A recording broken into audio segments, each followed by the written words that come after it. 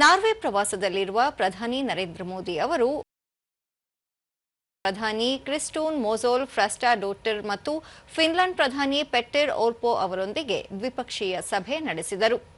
ಬಳಿಕ ಪ್ರಧಾನಿ ನರೇಂದ್ರ ಮೋದಿ ಡೆನ್ಮಾರ್ಕ್ ಪ್ರಧಾನಿ ಮಟ್ಟೆ ಫ್ರೆಡ್ರಿಕ್ಸನ್ ಅವರ ಜೊತೆಗೂ ದ್ವಿಪಕ್ಷೀಯ ಸಭೆ ನಡೆಸಿದರು. ಭೇಟಿಯ ಸಮಯದಲ್ಲಿ ಉಭಯ ನಾಯಕರು ಪರಸ್ಪರ ಆಸಕ್ತಿಯ ವಿವಿಧ ವಿಷಯಗಳ ಕುರಿತು ಚರ್ಚಿಸಿದರು.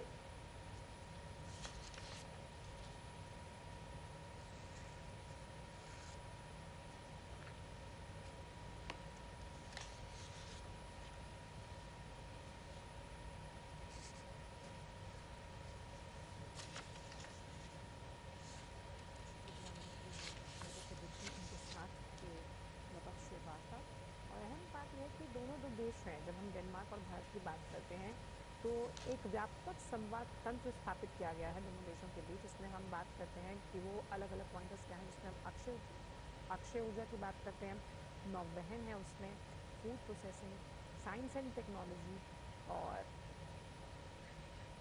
ವಿದೇಶಾಂಗ ಸಚಿವಾಲಯದ ಪ್ರಕಾರ ಈ ಶೃಂಗಸಭೆಯು ನಾರ್ಡಿಕ್ ದೇಶಗಳೊಂದಿಗೆ ಭಾರತದ ಸಂಬಂಧಕ್ಕೆ ವಿಶೇಷವಾಗಿ ತಂತ್ರಜ್ಞಾನ ಮತ್ತು ನಾವೀನ್ಯತೆ, ಹಸಿರು ಪರಿವರ್ತನೆ ಮತ್ತು ನವೀಕರಿಸಬಹುದಾದ ಇಂಧನ, ಸುಸ್ಥಿರತೆ, ನೀಲಿ ಆರ್ಥಿಕತೆ, ರಕ್ಷಣೆ, ಬಾಹ್ಯಾಕಾಶ ಕ್ಷೇತ್ರಕ್ಕೆ ಹೆಚ್ಚಿನ ಕಾರ್ಯತಂತ್ರದ ಆಯಾಮ ನೀಡಲಿದೆ.